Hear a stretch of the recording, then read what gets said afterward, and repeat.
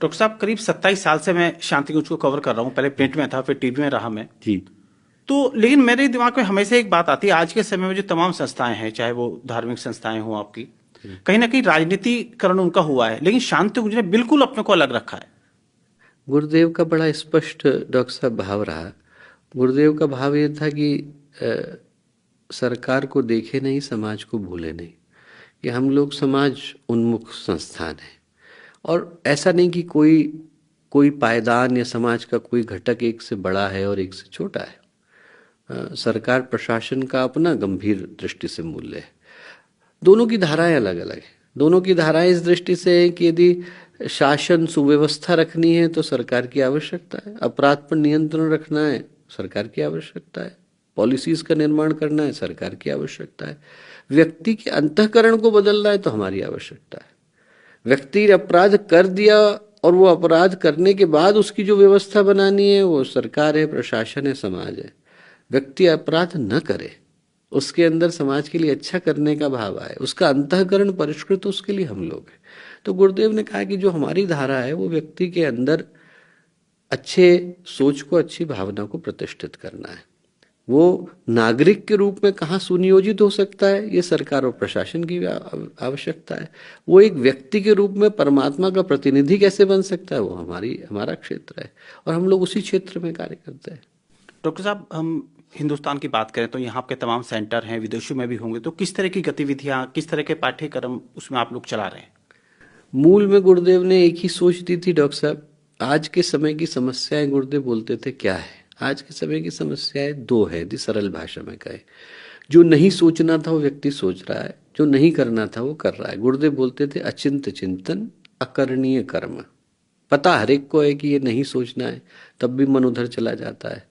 पता हर एक को है कि नहीं करना है, अंतरात्मा ग्लानि भी देती है, समाज का संकोच भी होता है, ईश्वर का कर्मफल सिद्धांत भी है, तब भी व्यक्ति कर बैठता है। एक का समाधान जिसको हम कहेंगे दुर्बुद्धि, उसका समाधान है सद्बुद्धि। एक जिसको हम बोलेंगे दुष्कर्म, उसका समाधान है सत्कर्म। गुरुदेव ने कहा सद्बुद्धि की देवी है माँ गायत्री, सत्कर्म के देवता है यज्ञ, देव संस्कृति के निर्माता यज्ञ पिता गायत्री माता। तो ये जो दो हैं गायत्री और यज्ञ, ये तो मूल आधार है। जब तक व्यक्ति का आध्यात्मिक नवनिर्माण नहीं होगा तब तक उससे अन्य चीजों को करा पाना लगभग असंभव हो जाता है। उसके अंदर जिस आधार पर मान्यताओं का निर्माण होता है, व्यक्ति किसी कार्य को करता है तो उसको करने से पहले उसके व्यक्तित्व की उसके प्रति अभिरुचि होनी अनिवार्य हो जाती है। और यदि मेरे व्यक्तित्व की अभिरुचि ही अच्छी चीज के प्रति नहीं है तो मुझे चाहे लाख शिक्षाएं दे दी जाए या मुझे लाख रिहेबिलिटेट कर दिया जाए, मैं करूंगा वही जो करने का मेरा अंदर से मन करेगा। उसको बदलना अनिवार्य है। तो गुरुदेव ने कहा कि ये दो मूल केंद्र में है, गायत्री और यज्ञ। और समाज के निर्माण के लिए फिर गुरुदेव ने तीन तरीके की धाराएं चलाई। प्रचारात्मक हैं, रचनात्मक हैं, संघर्षात्मक हैं। रचनात्मक में ये सारी धाराएं हैं जिनके विषय में मैंने अभी बताया, निःशुल्क स्वास्थ्य देना, निःशुल्क शिक्षा देना, संस्कार परक शिक्षा देना, बच्चों के नवनिर्माण के लिए बाल संस्कार शालाएं चलाना, बच्चे अच्छे तरह से पैदा हो, उनके अंदर संस्कार हो, उसके लिए अवगणित संस्कारवान पीढ़ी की योजना को चलाना, शिक्षा के साथ साथ उनके अंदर विद्या के भाव को प्रतिष्ठित करना, पर्यावरण संरक्षण, नदी शुद्धि, सरोवर शुद्धि, तीर्थ शुद्धि, इनके लिए योजनाओं को लेना। फिर लोग जिनको आवश्यकता है, पीड़ा और पतन का निवारण गुरुदेव का कहा हुआ सिद्धांत था। जो व्यक्ति दुखी है उसके दुख को दूर करना, वो किसी भी कारण से दुखी है उसको दूर करना, अपने जीवन के लक्ष्य से विन्मुख हो गया है तो उसको सही पथ पर लाना, पतन का निवारण। इन सारे कार्यों को करने के लिए जो योजनाएं चली वो तो सब रचनात्मक का हिस्सा हुई। संघर्षात्मक में वो धाराएं चली जो सही अर्थों में किसी व्यक्ति के अंदर यदि कोई दुष्प्रवृत्ति आ गई है और वो किसी मूढ़ मान्यता के कारण आ गई, तो गुरुदेव ने कहा कि जिनको हम कुरीतियां बोलते हैं, उन कुरीतियों को हटा करके परंपराओं की तुलना में विवेक को महत्व देंगे। ये गुरुदेव का एक प्रसिद्ध सिद्धांत रहा कि जो चीजें चली आ रही है सिर्फ इसलिए करने की आवश्यकता नहीं क्योंकि लोग करते रहे, ये सोचने की आवश्यकता है कि हमारा विवेक उस विषय में क्या कहता है। तो उस विषय में गायत्री परिवार ने बहुत कार्य किया।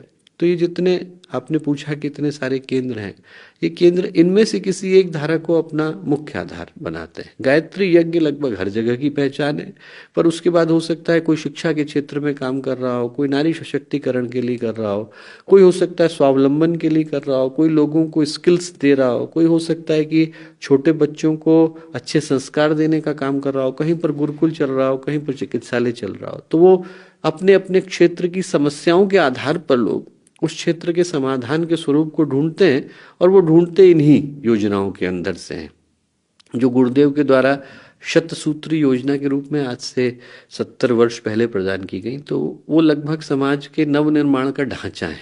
उन्हीं में से व्यक्ति किसी न किसी ऐसे कार्य को ढूंढता है जो उसे लगता है कि इस क्षेत्र के लिए करने की आवश्यकता है।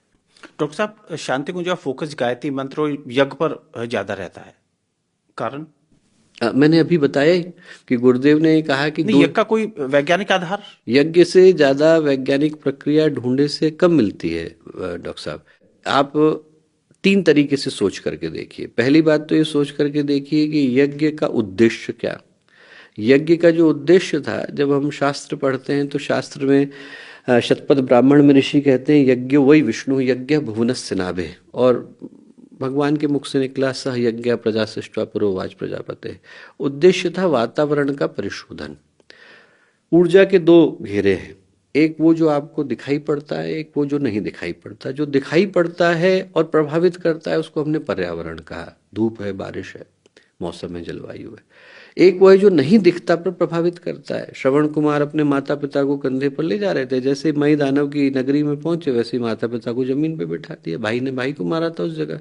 वातावरण विभत्स था, विकृत था। बोले अरे आप लोग अंधे हो, लंगड़े थोड़ी हो, चल के जाओ अपने आप। माता को पिता को लगा क्या हो गया हमारे पुत्र को, श्रवण कुमार ऐसा बोल रहे हैं। उनने महसूस किया कि जगह का वातावरण विषाक्त है। उनने कहा बेटा यहाँ तक लाए वो थोड़ा दूर और ले जाओ। जैसे ही वहां से हटे तो श्रवण कुमार का हृदय बदला। तो कहने का अर्थ बड़ा स्पष्ट है कि हर जगह पे धुआं फैल जाए तो आपके फेफड़े कितने मजबूत हो, आपको सांस थोड़ी लेते बनेगी। वैसे ही वातावरण विषाक्त हो गया तो व्यक्ति का अंतःकरण मजबूत होते हुए भी उससे प्रभावित करता है। उस वातावरण की शुद्धि के लिए यज्ञ अनिवार्य कर्म था। इसीलिए आप इतिहास उठा के देखिए, भगवान ने रावण को मारा, सबसे पहले जाकर के दशाश्वमेध घाट पे बैठकर अश्वमेध को किया। भगवान कृष्ण ने 3 बार अश्वमेध, 3 बार वाजपेयी, 3 बार राजसूय की। उस परंपरा के पीछे कारण ये था कि जो सटल वर्ल्ड है उसकी शुद्धि अनिवार्य है, शास्त्रीय दृष्टि से ये कारण। दूसरा कारण कि यज्ञ जो है वो किस संदेश को देता है। यज्ञ संदेश देता है यजन के। यजन शब्द का अर्थ है, जिसको यदि आप शास्त्रीय भाषा में कहें तो हमारे अंदर देवत्व के गुणों को अभिवर्धित करना हो। देवत्व क्या हुआ? देवो दानदवा दीप दानदवा द्युस्थिति भवतिवा, जिसके अंदर देने की भावना है, उस भावना को पोषित करना।